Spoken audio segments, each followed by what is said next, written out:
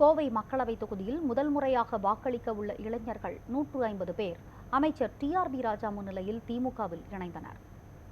கோவை தொகுதிக்கு உட்பட்ட கீரணத்தம் ஊராட்சி ஐடி பார்க் அருகே மாற்றுக் கட்சியினர் திமுகவில் இணையும் நிகழ்ச்சி நடைபெற்றது. அமைச்சர் டிஆர்பி ராஜா முன்னிலையில் மாற்றுக் கட்சியைச் சேர்ந்த 100க்கும் மேற்பட்டோர் திமுகவில் இணைந்தனர்.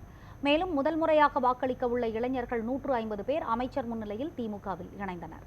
கட்சியில் இணைந்த இளைஞர்களுக்கு அமைச்சர் டிஆர்பி ராஜா சால்வை அணிவித்து வரவேற்றார். பின்னர் நிகழ்ச்சியில் பேசிய அவர், நீட் தேர்வு ரத்து விஷயத்தில் திமுகவின் தொடர் செயல்பாடு குறித்தும் மகளிருக்கு 1000 ரூபாய் வழங்கும் திட்டம் குறித்தும் எடுத்துரைத்தார். இந்த நிகழ்வில் திமுக தகவல் தொழில்நுட்ப பிரிவு இணைச் செயலாளர் மகேந்திரன், திமுக மாநில மாணவரணி தலைவர் ராஜீவ்காந்தி உள்ளிட்டோர் கலந்து கொண்டனர்.